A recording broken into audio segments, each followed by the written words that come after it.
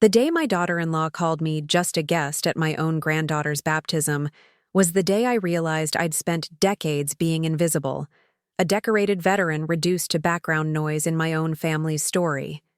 Sunlight filtered through the stained glass windows of St. Michael's Church, casting muted colors across the marble floor. Elena Grace Matthews, my granddaughter, looked like a porcelain doll in her elaborate white christening gown, her tiny fingers clutching a delicate lace handkerchief that had been in our family for 3 generations. I'd carefully pressed that handkerchief the night before, my hands remembering the precise creases from years of military discipline. My son Michael stood at the front of the church, his arm wrapped around his wife Stephanie. They made a picture-perfect couple, she in a tailored cream dress, he in a crisp navy suit that reminded me of my own dress blues. 27 years in the Army Medical Corps, and somehow I'd become less visible than the floral arrangements carefully positioned around the baptismal font. I'd arrived early that morning, spending hours preparing a family heirloom cake. My grandmother's recipe was more than just a dessert. It was a piece of our family's history. Layers of vanilla sponge, delicate cream filling, decorated with hand-piped roses that took me 3 hours to create. The kitchen in Michael and Stephanie's suburban home had been my battlefield that morning, each movement precise, each decoration a testament to the care I'd always shown my family. The church was packed. Extended family, friends, colleagues from Michael's law firm, Stephanie's yoga studio contacts, a sea of carefully curated connections. I sat in the 3rd row, my military service pins discreetly attached to my navy blue blazer. 27 years of service, 3 deployments, multiple commendations, reduced to a small cluster of metal against navy fabric. During the reception, I watched as Stephanie orchestrated every moment. She'd hired a professional photographer, positioned guests like chess pieces, ensured every angle was perfect for social media. When I approached to help with the cake cutting, she placed a hand on my arm, not warmly, but with a practiced smile that didn't quite reach her eyes. "Mom," she said, her voice sugar-coated with artificial sweetness. "Why don't you sit with the other guests? We've got this handled." Other guests. The words landed like a punch. Me, Karen Elizabeth Matthews, a woman who had spent her entire adult life serving, first her country, then her family, now categorized as just another guest. I'd sacrificed everything. My youth spent in military hospitals, treating soldiers whose wounds told stories of unimaginable courage, missed birthdays, delayed promotions, the constant balancing act between military service and family life. After retiring, I dedicated myself to my family, believing that my service would be understood, respected. Michael barely looked my way. He was deep in conversation with Stephanie's father, a retired investment banker who seemed to hold more prominence in this gathering than a woman who had spent decades saving lives. My commendations, my stories, my experiences, all seemed to fade into the background like an old photograph. The cake I'd spent hours preparing sat on a table, almost an afterthought. Stephanie had also ordered an elaborate fondant creation from a boutique bakery in downtown Atlanta, pristine, perfect, and completely devoid of personal history. My handmade creation looked almost out of place, a remnant of an older, more personal time. When it came time to cut the cake, Stephanie positioned herself center stage. "We wanted something really special," she announced to the gathered crowd. "This isn't just any cake. It's from our favorite bakery in Buckhead." My carefully crafted cake, generations of family recipe, became background noise. The room filled with appreciative murmurs about the store-bought creation, nobody noticing. The handmade roses, the delicate layers, the history baked into every crumb. Elena, my granddaughter, caught my eye from across the room. For a moment there was a connection, a spark of understanding that transcended the carefully managed performance happening around us. She was too young to understand, but something in her gaze felt like recognition. The day stretched before me, a landscape of carefully managed moments, choreographed interactions, and systematic erasure. My military service, my years of dedication, my love for my family, all reduced to a side note in someone else's narrative. I adjusted the service pins on my blazer, a quiet reminder of who I was. 27 years of service had taught me one thing. Sometimes, the most significant battles are the ones fought in silence, with dignity and resolve. The drive home from the baptism felt like traversing a minefield of memories. Each mile marker seemed to echo with the silent conversations I'd swallowed throughout the day. My hands gripped the steering wheel of my 10-year-old Subaru Outback, a practical car that had carried me through countless family events, medical missions, and quiet moments of reflection. I pulled into the driveway of my modest ranch-style home in Marietta, a sanctuary I'd carved out after retirement. The walls were lined with memories, photographs from medical missions in Afghanistan, commendation letters carefully framed, quilts I'd collected during my years of service. Each object told a story of resilience, of service beyond the call, of duty. My phone buzzed. A text from Michael. "Mom, Stephanie was uncomfortable with how you seemed upset at the baptism. Maybe we should talk." Uncomfortable. The word hung in the air like a challenge. I, who had held dying soldiers, who had treated wounds in makeshift field hospitals, who had maintained composure under the most extreme circumstances, was being told I made someone uncomfortable. I remembered the moment clearly. It wasn't anger or drama. It was a quiet, profound realization of my own invisibility. When Stephanie had introduced the family members, she'd gestured past me, describing her own parents, her husband's colleagues, even the church's event coordinator. But me, I was an afterthought, a footnote in my own family's story.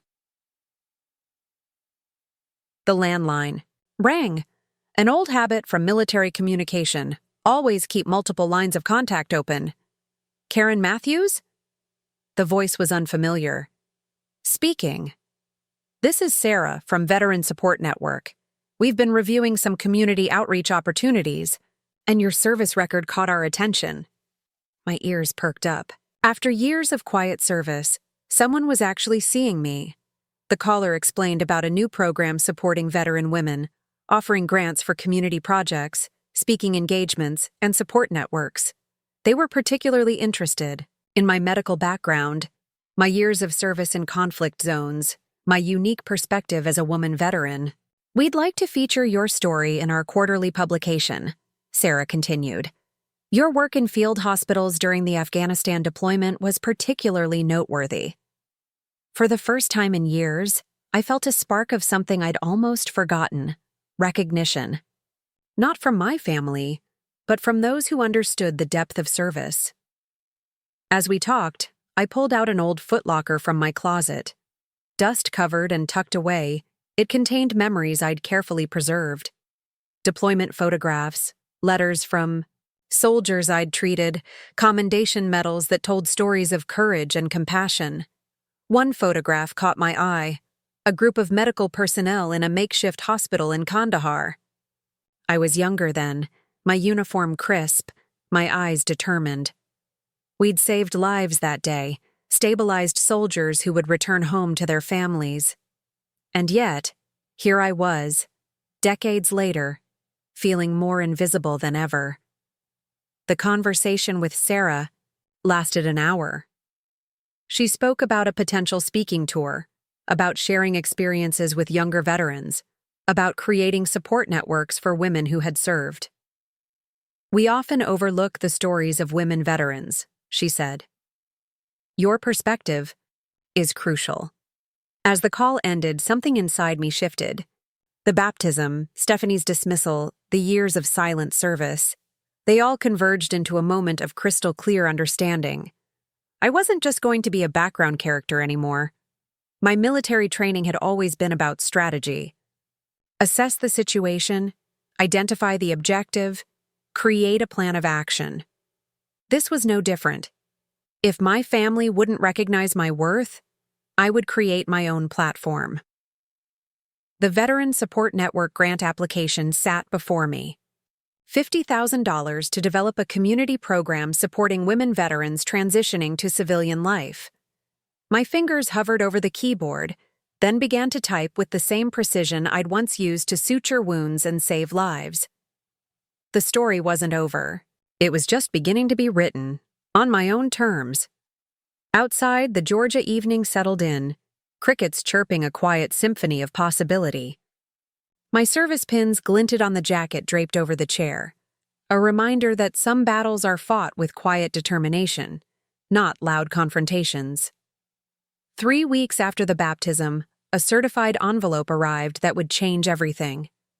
The Veteran Support Network grant wasn't just a financial opportunity, it was a lifeline, a validation of every sacrifice I'd ever made. $50,000 seemed like more than money.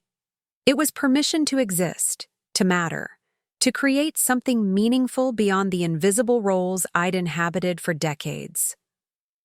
My fingers traced the official letterhead, remembering the countless forms I'd filled out during my military career, requisition requests, medical reports, deployment orders. This felt different. This was a mission I'd choose for myself. The project proposal took shape quickly. Healing Horizons, a comprehensive support program for women veterans transitioning from military to civilian life. Drawing from my 27 years in military medical services, I knew the challenges were more than logistical. They were deeply personal, often invisible to those who hadn't served. My home office became a war room of a different kind. Bulletin boards covered with research, veteran support statistics, personal stories collected from online forums and veteran support groups. I reached out to old military colleagues, compiled databases, created comprehensive support materials. The first call came from Jennifer Rodriguez, a veteran I'd connected with through an online support group. Medically discharged after 3 tours, she was struggling to find purpose. "I feel like I've been thrown away," she told me, her voice barely a whisper. "Like my service means nothing now." I understood that feeling intimately. My son Michael called, his tone a mixture of confusion and mild irritation.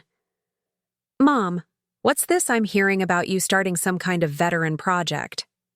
"It's more than a project," I responded, my voice steady. "It's a lifeline for women who've served." Silence hung between us. Michael had never truly understood my military service. To him, it had always been an abstract concept, something that happened before he was born, before he knew me as Mom rather than Lieutenant Matthews. The grant money came with expectations, quarterly reports, impact assessments, community engagement metrics. I approached it with the same military precision I'd once applied to medical triage. Each detail mattered. Each connection could save a life. Stephanie's father, Richard, the investment banker who'd seemed so important at the baptism, reached out unexpectedly. "Karen, I've heard about your veteran project. My firm might be interested in some corporate sponsorship." The irony wasn't lost on me. The man who had previously looked through me now saw potential value. I declined politely. "This isn't about corporate image. This is about real support for women who've served." Healing Horizons began to take shape. A comprehensive online platform, local support groups, mental health resources specifically tailored for women veterans. I hired 2 part-time assistants, both veterans themselves, creating employment opportunities within the community we were serving. The first workshop was held in a community center in downtown Atlanta. 23 women attended, some in full military gear, some in civilian clothes that couldn't quite hide their military posture. Each carried a story of struggle, of invisibility, of fighting battles far beyond any battlefield. Maria, a Navy veteran who'd served as a cryptologist, spoke about her challenges finding work after service. "They see my gender before they see my qualifications," she said, her voice a mixture of frustration and determination. Rebecca, who'd served as a combat medic, talked about the isolation. "Nobody understands unless they've been there," she explained, her hands trembling slightly. I listened, not just with my ears, but with the understanding of someone who had walked similar paths. Each story was a mission, each challenge a terrain to be navigated. The local news caught wind of the program. A small segment turned into more significant coverage. Suddenly, Healing Horizons wasn't just a project, it was becoming a movement. Michael called again, this time his tone different. "Mom, I saw you on the news. I had no idea." I could hear something in his voice. Not just surprise, but a dawning respect. "There's a lot you didn't know," I responded simply. Social media began to amplify our message. Women veterans from across the country started reaching out. The Healing Horizons Facebook group grew from dozens to hundreds, then thousands. Each message was a testament to the invisible battles women veterans fight, not just on foreign soil, but in boardrooms, in families, in a society that often fails to recognize their service. The $50,000 grant was just the beginning. We developed partnerships with local businesses, created job training programs, established mental health support networks. What had started as a response to being called just a guest was transforming into a lifeline for hundreds of women veterans. Thought back to the baptism, to Stephanie's dismissive gesture, to the moment I'd been reduced to a background character.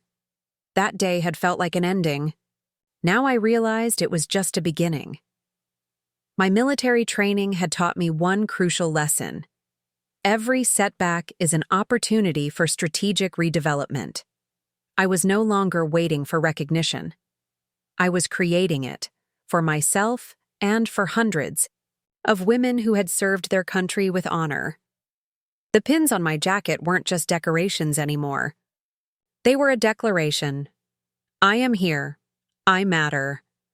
And my story is just beginning. The backlash came swiftly and unexpectedly. Not from strangers, but from the most intimate circles of my life. Thanksgiving arrived 3 months after the baptism. An annual gathering that had always been more performance than family connection. This year, the tension was palpable from the moment I walked through Michael and Stephanie's front door. "We need to talk about your project," Michael said, pulling me aside into his home office. The room was a testament to his legal career. Mahogany bookshelves, framed diplomas, meticulously organized case files. I noticed a new family photo, had replaced the one that used to include me. Stephanie stood in the doorway, arms crossed, her designer blazer a shield of social perfection. "Your veteran project is causing problems," she began, her voice clinical and detached. "Richard, my father, says it could be a liability for Michael's law firm. Corporate clients might see it as too political." The irony wasn't lost on me. The same Richard who had barely acknowledged my existence at the baptism was now positioning himself as a gatekeeper of professional reputation. Michael's voice was low, controlled. "Mom, can't you just dial it back? The media attention, the workshops, the social media presence, it's becoming too much. Too much. The same words I'd heard throughout my military career. Too assertive, too vocal, too present." "This isn't about you or your father-in-law's comfort," I responded, my voice steady. "This is about supporting women who've served their country." The conversation devolved quickly. Accusations flew. I was disrupting the family image, creating unnecessary drama, drawing attention that might reflect poorly on Michael's carefully constructed professional persona.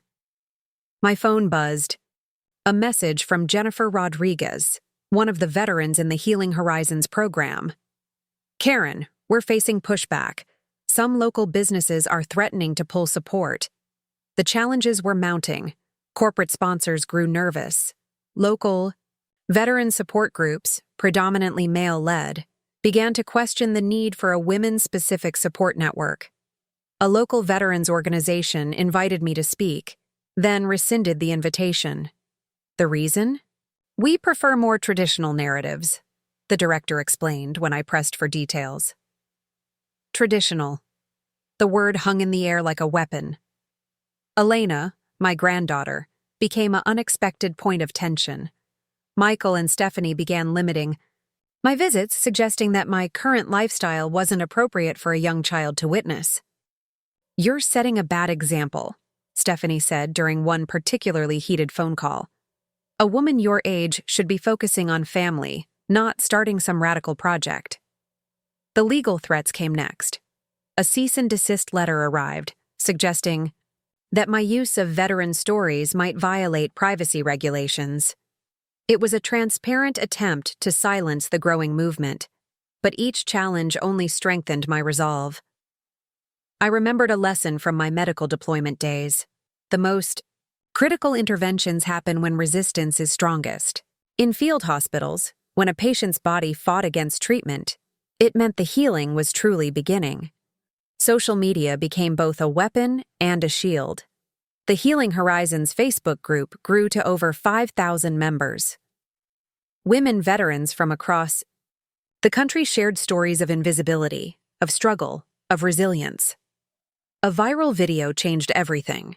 Maria, the Navy veteran I'd met during our first workshop, recorded a raw, unfiltered testimony about her experiences. Her words cut through the carefully managed narratives of military service. "We are not tokens," she said, her voice breaking. "We are not background characters in someone else's story." The video received over 2 million views in 48 hours. Local news stations began reaching out. National publications wanted interviews. What had started as a local project was becoming a national conversation about women's experiences in military service. Michael's law firm began receiving calls, not threats, but inquiries. Potential clients impressed by the authenticity of our work. The very thing Stephanie's father had feared was becoming a potential business opportunity.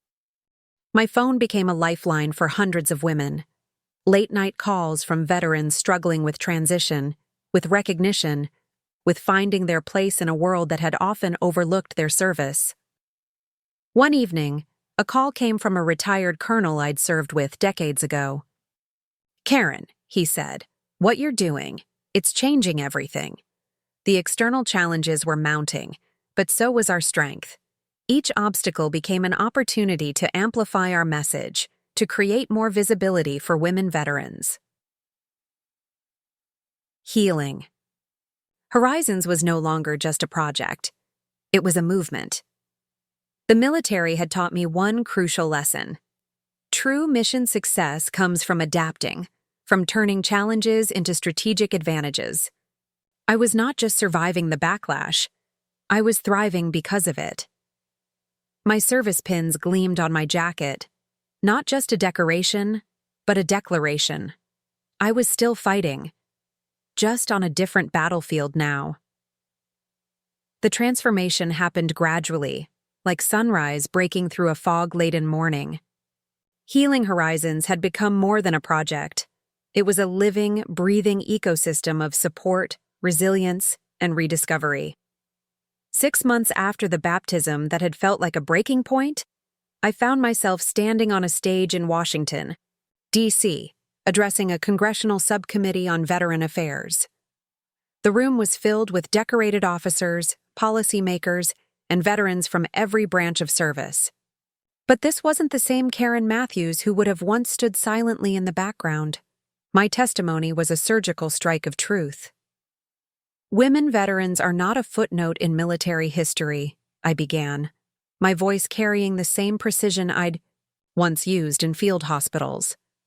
"We are the backbone of service, resilience, and national strength."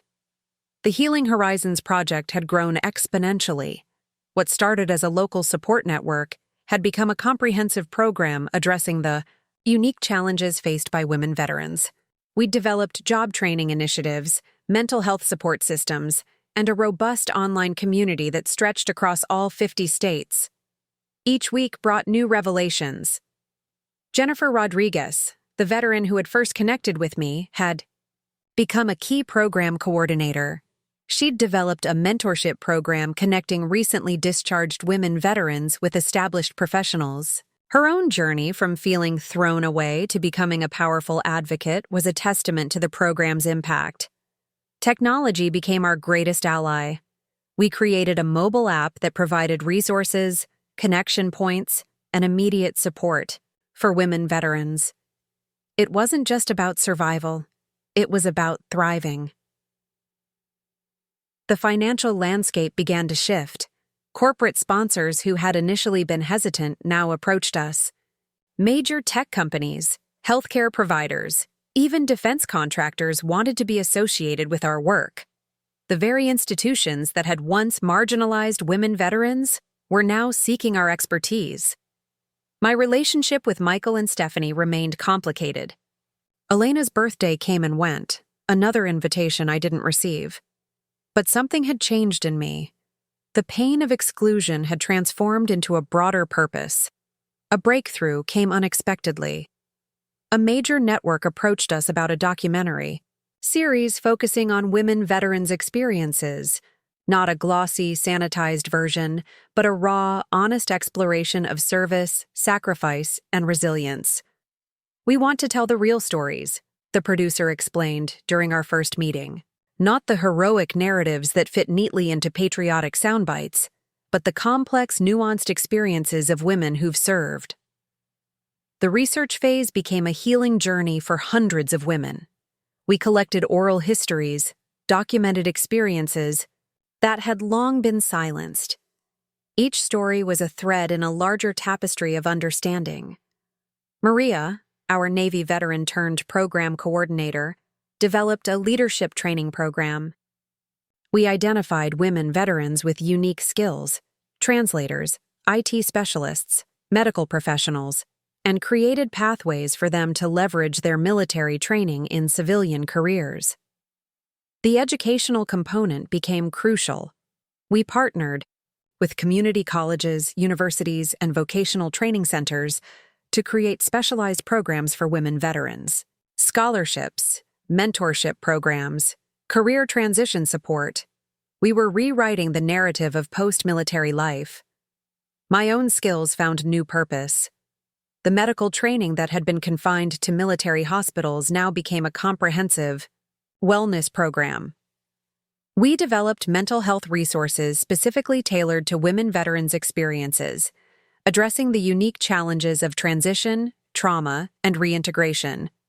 Social media became our megaphone. The Healing Horizons Instagram account grew to over 100,000 followers. Each post was a combination of personal stories, resource sharing, and community building. We weren't just sharing experiences, we were creating a movement.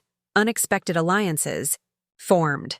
Female veterans from different generations, different branches of service, different backgrounds began to connect. A Vietnam-era nurse found common ground with a recent Afghanistan combat medic. A Coast Guard communications specialist connected with an Air Force pilot. The speaking engagements multiplied. I found myself addressing military academies, corporate leadership conferences, educational institutions. Each presentation was a masterclass in resilience, in turning invisibility into visibility. A breakthrough came when a major defense contractor reached out. They wanted to develop a comprehensive diversity and inclusion program based on our research. The same corporate world that had initially pushed back was now seeking our expertise. My personal life continued to evolve. The small apartment I'd moved into became a hub of activity. Strategy meetings, video conferences, support group sessions. The space was alive with purpose. Elena remained a phantom presence. Occasional photos on Michael's social media, glimpses of a granddaughter growing up in a world that felt increasingly distant. But I'd learned that family wasn't about proximity. It was about connection, about creating a broader sense of belonging. The Healing Horizons annual conference became a landmark event. Women veterans from across the country gathered, sharing stories, building networks, supporting each other. It was more than a conference. It was a homecoming. A CNN documentary feature changed everything. Invisible no more, the women veterans reclaiming their story became a pivotal moment in public understanding. We weren't asking for recognition anymore. We were demanding it. The military had taught me one crucial lesson. Adaptability is survival. I'd adapted not just to survive, but to create something transformative. As I stood in the conference hall surrounded by women who had served, who had struggled, who had persevered, I realized something profound. The baptism that had once felt like a moment of ultimate rejection was now the catalyst for a movement. I was no longer just a guest. I was the host of my own narrative. The invitation arrived precisely 1 year after the baptism that had changed everything. Embossed cream paper, elegant calligraphy, an invitation to Elena's first birthday party. The irony was not lost on me. I studied the invitation for hours, turning it over in my hands. The same hands that had saved lives in field hospitals, that had built a nationwide support network for women veterans, that had refused to be silenced. Michael's handwriting was unmistakable, formal, precise, almost legal in its construction. Healing. Horizons had become more than a project. We'd secured major funding, developed comprehensive support programs, and fundamentally changed the national conversation about women veterans. But this was personal. The decision came with military precision. I would attend. My arrival at Michael and Stephanie's home was a carefully orchestrated moment. I wore a tailored navy blazer, my service pins strategically placed, not as a statement of aggression, but of unapologetic existence. Stephanie opened the door, her practiced smile freezing for a moment. "Karen," she said, the name sliding out like something uncomfortable. The living room was a Pinterest-perfect tableau of first birthday celebration. Pastel balloons, carefully curated decorations, a cake that looked more like an art installation than a dessert. Elena sat in the center, a tiny queen surrounded by her court of admirers. Michael approached, his body language a mixture of tension and performative politeness. "Mom," he said, the word hanging between us like a question mark. I caught Elena's eye. For a moment, there was a connection, something beyond the carefully managed family dynamics. She reached out, a silent recognition. The confrontation was inevitable. "We saw the documentary," Michael said, pulling me aside. His voice was low, controlled. "The CNN piece. The congressional testimony." I waited. Silence was often the most powerful response. "You've become something we don't recognize," he continued. The "we" was telling. A collective voice speaking.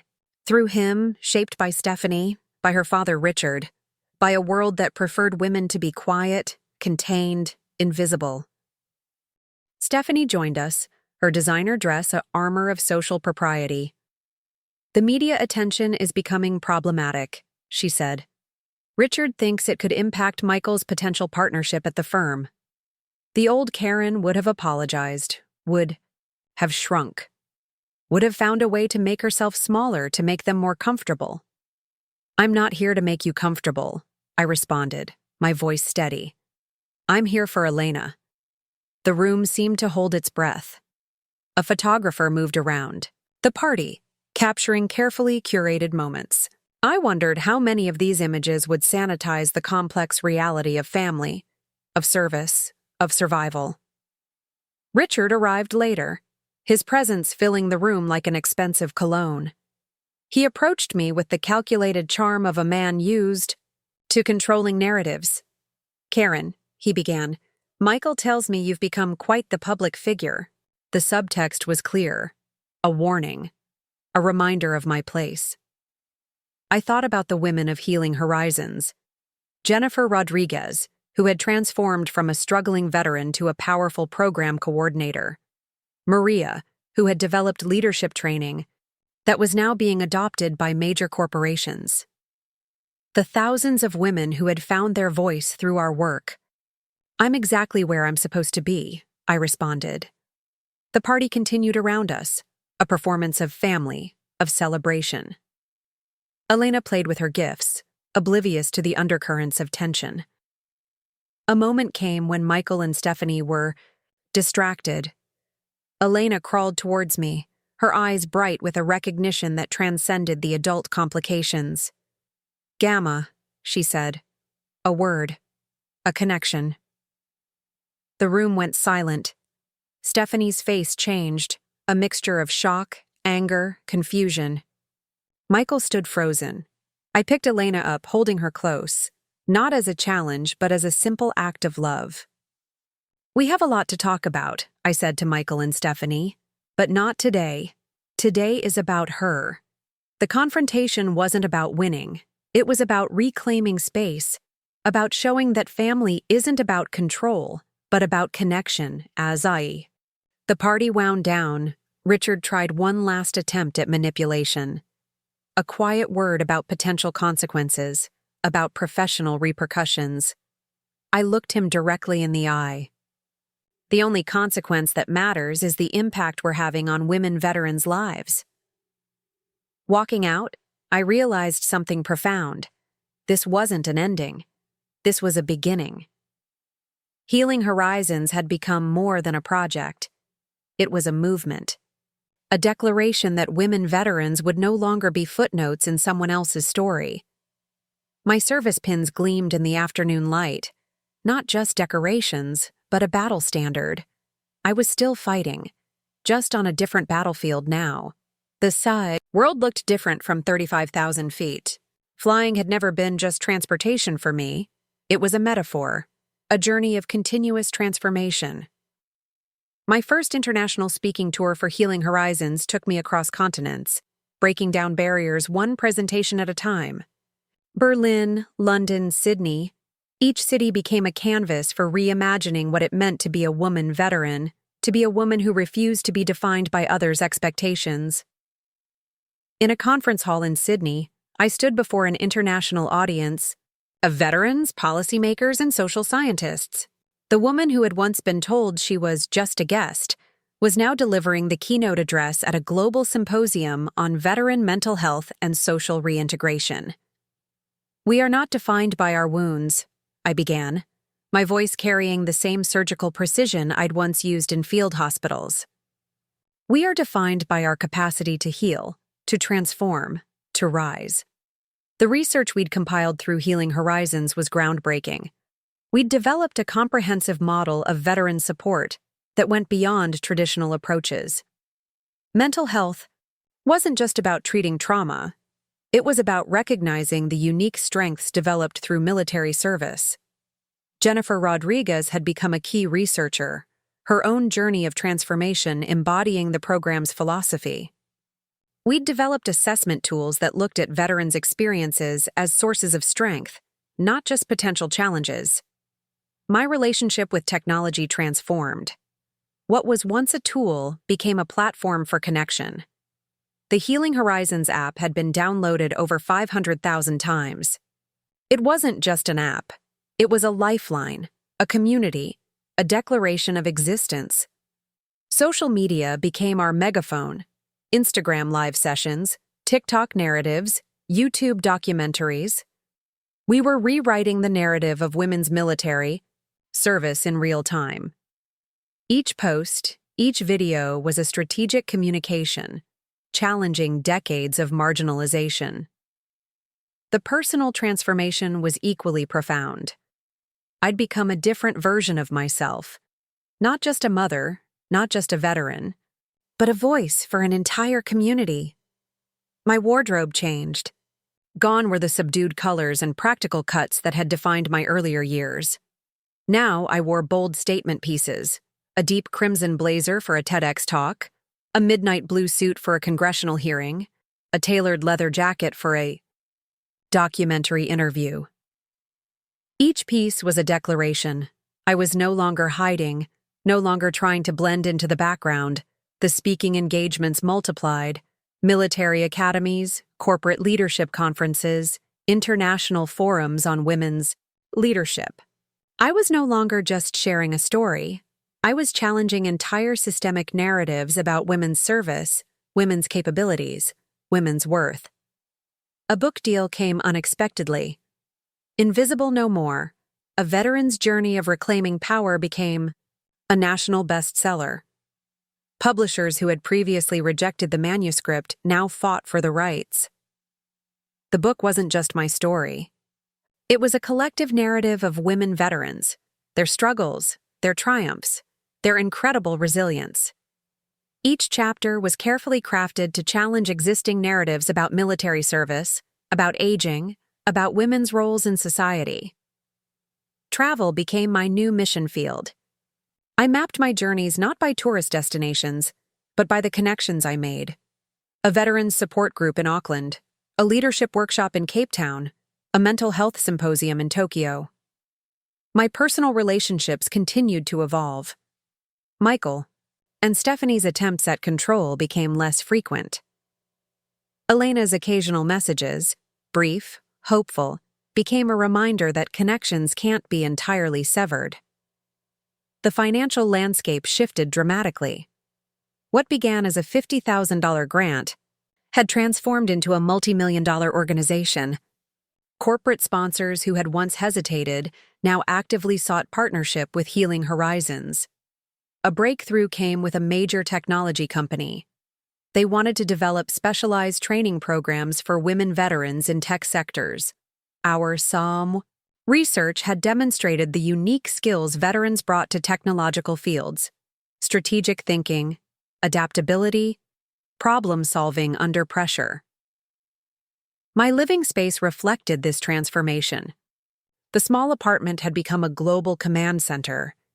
Video conferencing equipment, research materials, international awards and recognitions displayed not as trophies, but as evidence of collective achievement. The most profound changes were internal. I'd learned to see myself not as a victim of circumstance, but as an architect of possibility. The woman who had once been told she was just a guest was now designing entire systems of support and recognition. Healing Horizons expanded beyond veteran support. We developed leadership programs for women in transitional careers, mental health resources for marginalized communities, educational initiatives that challenged traditional narratives about service and worth. My definition of family expanded. The women of Healing Horizons were my tribe, not by blood, but by shared experience, by collective resilience. The baptism that had once felt like a moment of ultimate rejection was now a distant memory. Each day was a reimagining, a reconstruction of what was possible. As I prepared for another international speaking engagement, I caught my reflection. The woman looking back was neither the silent mother I had been, nor the angry victim. She was something entirely new, a force of nature, shaped by service, defined by choice. I was no longer waiting for recognition. I was the recognition. The White House invitation arrived on a crisp autumn morning. Embossed presidential letterhead, an official seal that carried the weight of national recognition. Healing Horizons was being honored for its transformative work in veteran support and community development. 2 years had passed since the baptism that had become a turning point. The organization had grown from a local support network to a national movement, challenging systemic barriers for women veterans across every conceivable dimension. Our approach had become revolutionary. We weren't just providing support, we were reimagining what support could look like. Mental health programs that integrated traditional therapeutic approaches with storytelling workshops. Career transition initiatives that recognized military skills as unique professional assets.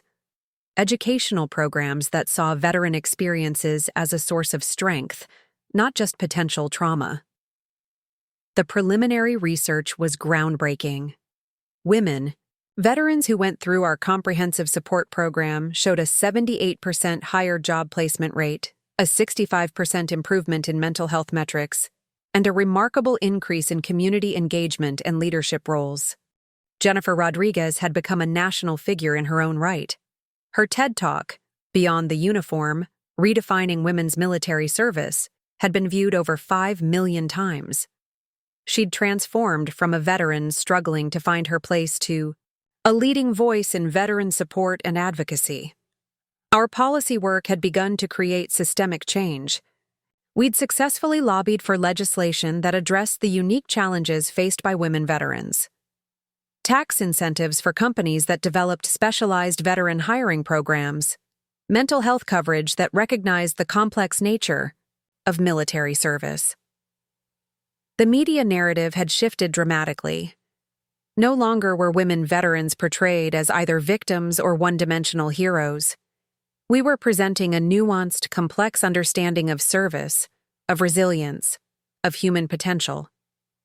Documentary series picked up our story. Invisible No More became a critical and commercial success, streaming on major platforms, challenging existing narratives about military service, about women, about aging, about purpose. International recognition followed. The United Nations invited me to speak at a global conference on women's leadership and social transformation. Our model of veteran support was being studied as a potential framework for community rebuilding in post-conflict regions. The financial landscape had transformed completely. What began with a $50,000 grant had become a multi-million-dollar organization with global reach. But more importantly, we'd created a sustainable model of support that could be replicated across different contexts. Our scholarship program became particularly impactful. We weren't just providing financial support. We were creating a comprehensive mentorship model. Each scholarship came with leadership training, mental health support, career guidance. Technology became our most powerful ally. The Healing Horizons app had evolved into a comprehensive platform. Artificial intelligence-driven support systems, personalized mental health resources, career transition tools. We were using technology to create human connection. The personal stories became our most powerful resource. We'd created a digital archive, thousands of oral histories from women veterans. Not just clinical records, but deeply personal narratives of service, of struggle, of transformation. A breakthrough came with a major technology company. They developed a specialized training program based on our research, recognizing the unique skills veterans brought to technological fields. Strategic thinking, adaptability, problem-solving under extreme pressure. These were now seen as professional assets.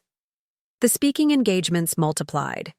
Military academies, corporate leadership conferences, international forums on women's leadership.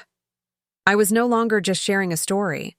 I was challenging entire systemic narratives about women's service, women's capabilities, women's worth. Our work expanded beyond veteran support. We developed leadership programs for women in transitional careers, mental health resources for marginalized communities, educational initiatives that challenged traditional narratives about service and potential. The White House ceremony was more than a personal moment of recognition. It was a collective triumph. Jennifer Rodriguez stood beside me, along with a dozen women veterans who had transformed their lives through Healing Horizons. During my acceptance speech, I looked directly into the cameras. "This isn't about me," I said. "This is about every woman who has been told she is too much or not enough. This is about reimagining what's possible." The personal reconciliation continued its complex dance. Michael and Stephanie's attempts at control had become less frequent. Elena's occasional messages, brief, hopeful, remained a reminder that connections can't be entirely severed. We'd created something far beyond a support network. It was a movement of collective healing, of reimagining potential, of challenging systemic limitations. The research we'd compiled was groundbreaking. We weren't just treating trauma. We were recognizing military service as a unique form of leadership development. Our comprehensive approach looked at veterans' experiences as sources of strength, of transformation. International partnerships expanded our reach. collaborative programs with veteran support organizations in Australia, the United Kingdom, Canada. We were creating a global network of support and recognition. As I stood on the stage at the White House, receiving national recognition, I thought back to that baptism. The moment that had once felt like an ultimate rejection was now the catalyst for a movement that was changing lives. The woman who had been told she was just a guest was now rewriting entire systems of support and recognition. It was no longer waiting for a seat at the table. I had built an entirely new table and invited the world to join me. The unexpected phone call came on a Tuesday morning, 3 years after the baptism that had changed everything. Elena's voice was different. No longer the tentative child, but a young woman finding her own voice.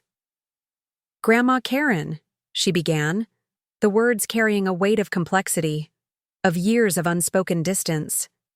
Healing Horizons had become more than an organization.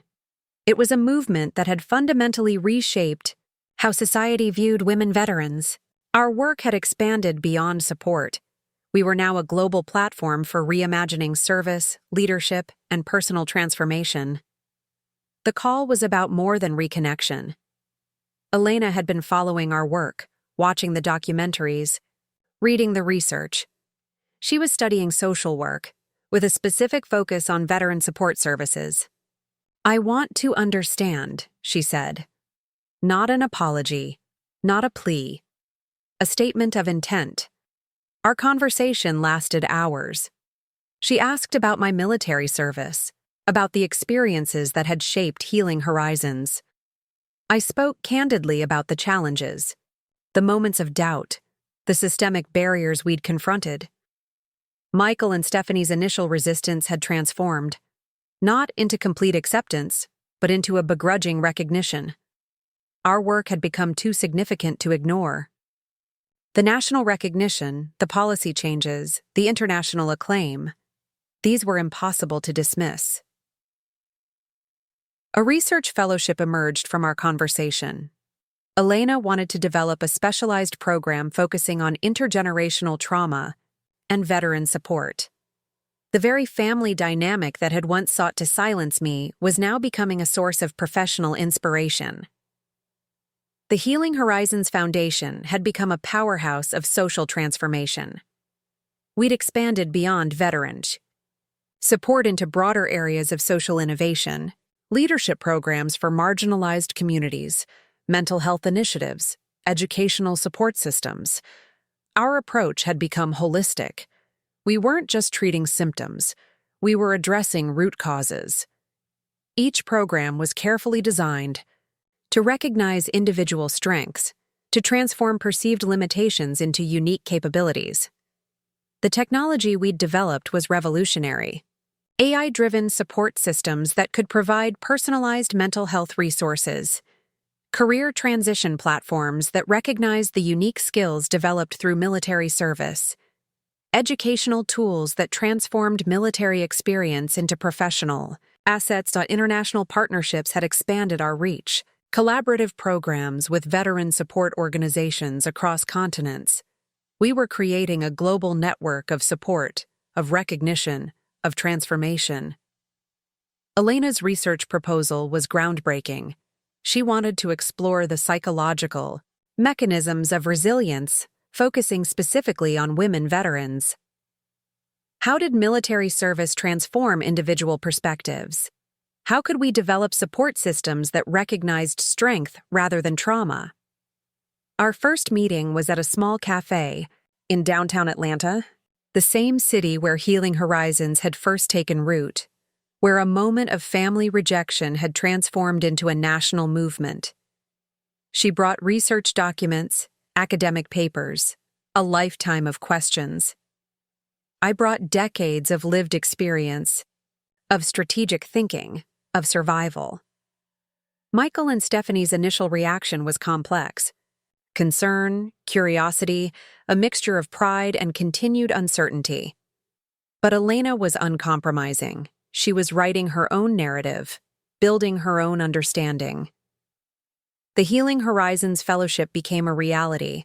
Funded partially by our foundation, partially by academic grants, it represented more than a research opportunity. It was a bridge between generations, between different understandings of service and sacrifice. Our conversations revealed deeper complexities. Elena spoke about her own struggles with family expectations, with finding her place. The very dynamics that had once marginalized me were now becoming a subject of academic exploration. The research had broader implications. We were developing a comprehensive model of understanding human resilience, of recognizing how marginalized experiences could become sources of profound strength. Media attention followed. Veteran granddaughter explores family's complex legacy of service. Headlines that would have once terrified my family now became sources of academic and personal exploration. Michael reached out, his approach different. Not controlling, but curious. He wanted to understand the work we were doing, the impact we'd created. Stephanie's transformation was slower, more nuanced. She began attending some of our conferences, understanding the broader implications of our work. The family dynamic had shifted, not into perfect harmony, but into a more complex, nuanced understanding. We were no longer defined by past conflicts, but by our capacity for growth, for understanding. Elena's research became a collaborative project, not just an academic exercise, but a deeply personal exploration of family, of service, of resilience. The Healing Horizons model expanded. We developed programs for families of veterans, recognizing that support wasn't just about the individual, but about entire ecosystems of experience and understanding. International recognition continued to grow.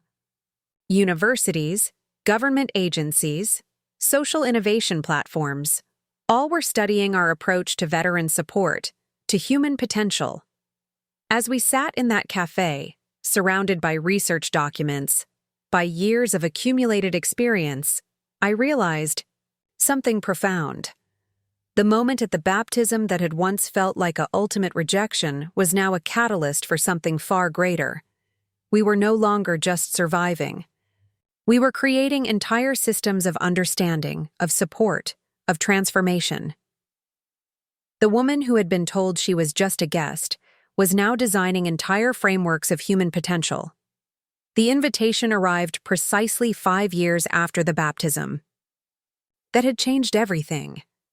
Embossed paper, elegant calligraphy. But this time, the context was entirely different. Elena's doctoral dissertation defense. Not just an academic milestone, but a culmination of a journey that had begun with a single moment of family rejection. The conference hall at Georgetown University was packed. Veteran support researchers, military historians, social innovation experts, all gathered to witness a groundbreaking presentation that had roots in our shared family history. Resilience as collective narrative, intergenerational trauma and transformation in military families. The title alone challenged decades of conventional understanding. I sat in the front row, surrounded by the team from Healing Horizons. Jennifer Rodriguez to my left, a living testament to the transformation we'd created. Research analysts, program coordinators, a network of support that had grown from a single moment of personal rebellion. Elena's presentation was a masterpiece of academic and personal storytelling. She traced the complex dynamics of military families, focusing on women's experiences.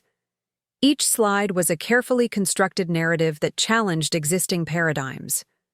She spoke about my journey without sentimentality, a clinical, powerful exploration of how systemic marginalization creates both trauma and extraordinary resilience. The academic language couldn't hide the personal passion. Michael and Stephanie sat 2 rows behind me. Their presence was itself a transformation. No longer attempting to control, but trying to understand. The Q&A session revealed the true depth of Elena's research. Challenging questions from veteran support experts, from military historians, from social scientists. She responded with a combination of academic precision and personal insight that took my breath away. Healing Horizons had become more than an organization. We were now a global platform for understanding human potential, for reimagining support, systems for challenging systemic limitations. Our technology had evolved dramatically. AI-driven support platforms that could provide personalized mental health resources, career transition tools that recognized military skills as unique professional assets, educational systems that transformed perceived limitations into sources of strength. International partnerships had expanded our reach, collaborative programs across continents, creating a global network of support and recognition. We were no longer just supporting veterans, we were reimagining entire systems of human potential. The research fellowship we'd established had become a cornerstone of social innovation. Dozens of young researchers were now exploring the complex intersections of military service, family dynamics, personal resilience. During a break, Michael approached me. The interaction was different now. Not confrontational, but tentative, curious. "I never understood," he said, his voice carrying years of unspoken complexity. "What you were doing, why you were doing it." Elena's research had become a bridge, not just between us, but between entire systems of understanding. She'd transformed our family's moment of rejection into a comprehensive exploration of human resilience. The dissertation defense was more than an academic milestone. It was a public declaration of a journey that had begun with a single moment of family marginalization. Stephanie's approach had transformed most dramatically. She'd begun working with veteran support organizations, developing corporate inclusion programs. Our work had become a catalyst for her own professional transformation. The media coverage was extensive. Veteran granddaughter rewrites understanding of military families. Headlines that would have once terrified my family now became sources of pride, of exploration. During the reception, Elena introduced me to her academic advisors. Not as her grandmother, but as a collaborator, a source of primary research, a partner in understanding. Healing Horizons had expanded beyond veteran support. We were now developing comprehensive support systems for marginalized communities. Leadership programs, mental health initiatives, educational support platforms. The technology we'd developed was revolutionary. Artificial intelligence platforms that could provide personalized support, career transition tools that recognized unique individual strengths, educational systems that transformed perceived limitations. International recognition continued to grow. Universities, government agencies, social innovation platforms, all were studying our approach to human potential, to systemic support. As I stood in the conference hall, surrounded by researchers, by my team, by my granddaughter, I realized something profound. The moment at the baptism that had once felt like an ultimate rejection was now a catalyst for something far greater. We were no longer just surviving. We were creating entire systems of understanding, of support, of transformation. The woman who had been told she was just a guest was now designing entire frameworks of human potential. Elena approached, her eyes bright with a combination of academic triumph and personal connection. "We did it," she said simply. And in that moment, I understood. The journey was never about proving something to my family. It was about creating something larger than ourselves. We had transformed a moment of rejection into a global movement of understanding, of support, of radical reimagining. The National Veterans Memorial became the backdrop for a moment that would reshape our understanding of service, of family, of resilience. 10 years had passed since the baptism that had changed everything. Healing Horizons had transformed from a local support network to a global platform of human potential. Our work had expanded far beyond veteran support. We were now a comprehensive system of social innovation, of human understanding. The ceremony was more than a recognition. It was a culmination of a journey that had begun with a single moment of family rejection and had grown into a movement that was fundamentally changing how society understood service, trauma, resilience. Elena stood beside me, no longer just my granddaughter, but a recognized leader in veteran support research. Her doctoral work had become a cornerstone of a new approach to understanding military family dynamics, to recognizing the complex narratives of service. The Presidential Medal of Freedom was unexpected, not just a personal recognition, but a validation of an entire approach to human potential. The citation read like a manifesto, for transforming our understanding of veteran support, of family dynamics, of human resilience. Healing Horizons had become a global platform of social innovation. Our approach had expanded into comprehensive support systems that went far beyond traditional veteran support. Leadership programs for marginalized communities, mental health initiatives that recognized individual strengths, educational support platforms that transformed perceived limitations. The technology we'd developed was revolutionary, AI-driven, support systems that could provide personalized mental health resources, career transition platforms that recognized the unique skills developed through military service, educational tools that transformed military experience into professional assets. Jennifer Rodriguez, who had transformed from a struggling veteran to a key leader in our organization, stood on the stage with me. Her journey embodied everything we'd created: a comprehensive approach to human potential that saw challenges as opportunities for transformation. International partnerships had expanded our reach dramatically. Collaborative programs across continents, creating a global network of support and recognition. We were no longer just supporting veterans. We were reimagining entire systems of human potential. The research fellowship we'd established had become a global model. Dozens of research centers now explored the complex intersections of military service, family dynamics, personal resilience. Universities from Tokyo to Cape Town were adopting our comprehensive approach. Michael and Stephanie's transformation had been slow, complex. They were no longer trying to control or minimize. They had become supporters, collaborators in understanding the complex narratives of military families. Media coverage had evolved. No longer sensationalist stories about veteran struggles, but comprehensive explorations of human potential. Our work had fundamentally changed how society understood service, trauma, resilience. The Presidential Medal ceremony was a global event. Veteran support organizations from around the world watched live. Our approach had become a global model of social innovation, of human potential. Elena's research had become a cornerstone of a new approach to understanding military families. She'd transformed our personal moment of rejection into a comprehensive exploration of human resilience, of family dynamics, of systemic support. The technology platforms we'd developed were now being used globally. AI-driven support systems that could provide personalized mental health resources.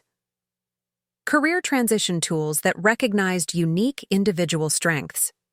Educational systems that transformed perceived limitations. Corporate partnerships had expanded our reach.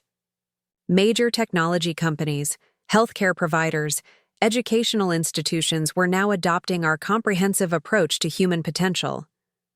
During the ceremony, I looked out at the audience, veterans from every branch of service, researchers, family members. Each face told a story of resilience, of transformation. The medal itself was almost secondary. The real recognition was in the platform we'd created. A comprehensive approach to human potential that saw challenges as opportunities for growth. Elena spoke briefly, her voice carrying the same precision I'd once used in military hospitals. She traced our journey from a moment of family rejection to a global movement of understanding, of support, of radical reimagining.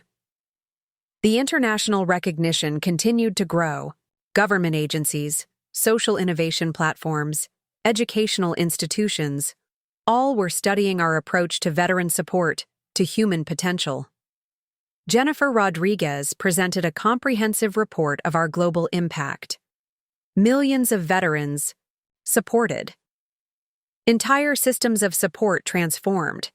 A global network of resilience and potential. The moment felt like a culmination. But we knew it was just a beginning. The work of understanding, of supporting, of transforming human potential was never truly finished. As I stood on that stage, surrounded by the team from Healing Horizons, I thought back to that baptism. The moment that had once felt like an ultimate rejection was now a catalyst for something far greater. We were no longer just surviving. We were creating entire systems of understanding, of support, of transformation. The woman who had been told she was just a guest was now redesigning entire frameworks of human potential. Legacy wasn't about medals or recognition. It was about the lives transformed, the potential unleashed, the systems reimagined, and we were just getting started. The world had changed, and we had changed it. 15 years after that baptism that had once felt like a moment of ultimate rejection, Healing Horizons had become more than an organization. We were a global movement of human potential, of radical reimagining. Our annual, global summit brought together leaders from every conceivable field. Technology innovators, mental health experts, veteran support specialists, social scientists, all united by a single vision of transformation. Elena now led our international research division. Her work had expanded beyond veteran support into a comprehensive understanding of human resilience. We were no longer just supporting veterans. We were redefining how society understood potential, trauma, recovery. The technology platforms we'd developed had become global standards. AI-driven support systems that could provide personalized mental health resources. Career transition tools that recognized unique individual strengths. Educational platforms that transformed perceived limitations into sources of innovation. Jennifer Rodriguez had become a global leader in veteran support innovation. Her TED Talk series, Beyond Service: Reimagining Human Potential, had been viewed over 50 million times. She was no longer just a veteran. She was a global thought leader reshaping how we understood human capability. Our international partnerships had transformed entire systems of support. Collaborative programs across continents, creating a global network of resilience and potential. From refugee support in Syria to veteran reintegration in Australia, our approach had become a global model of human-centered support. The research fellowship we'd established had become a global institution. Doctoral programs at major universities now used our comprehensive approach as a foundational framework. We were no longer just supporting veterans. We were reshaping entire academic disciplines. Michael and Stephanie had become unexpected allies. Their journey of understanding had been slow, complex, but profound. They now supported our work, recognizing the broader impact of what we'd created. The media narrative had completely transformed. No longer sensationalist stories about veteran struggles, but comprehensive explorations of human potential. Our work had fundamentally changed how society understood service, trauma, resilience. The Presidential Medal of Freedom had been just the beginning. We'd received global recognition, the UN Peace Prize, multiple humanitarian awards, invitations to reshape national support systems. Elena's research had become a comprehensive global framework. She'd transformed our personal moment of family rejection into a global exploration of human resilience, of systemic support, of radical reimagining. Corporate partnerships had expanded our reach exponentially. Major technology companies, healthcare, providers, educational institutions, we're now adopting our comprehensive approach to human potential. During our annual summit, I looked out at the audience. Thousands of people from every corner of the globe. Veterans, researchers, family members, innovation leaders. Each face told a story of transformation. The technology we'd developed continued to evolve. quantum computing-driven support systems that could provide unprecedented personalized mental health resources, career transition platforms that recognize the most nuanced individual strengths, educational tools that transformed entire approaches to human potential. Jennifer Rodriguez unveiled our most ambitious project yet, a global platform that could provide comprehensive support to marginalized communities worldwide.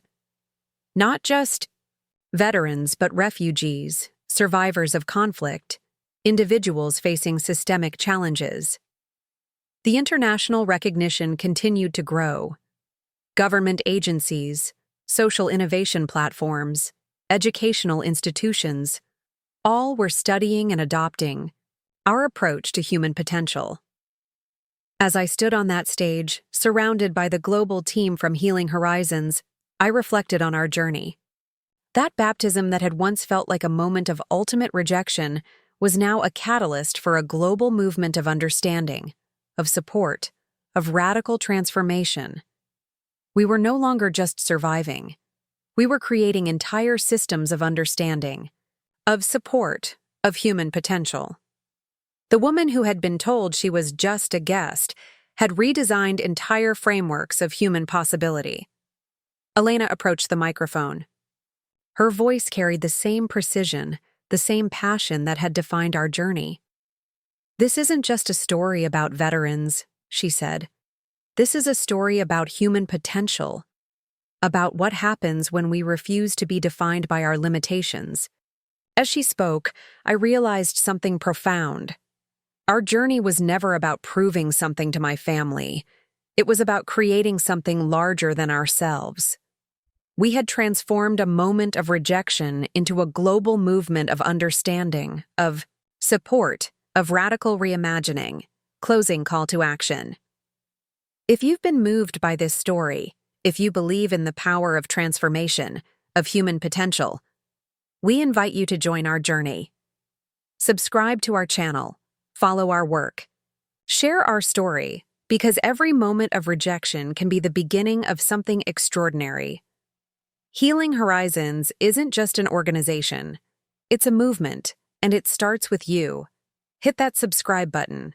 Share this story. Be part of the transformation, because your potential is waiting.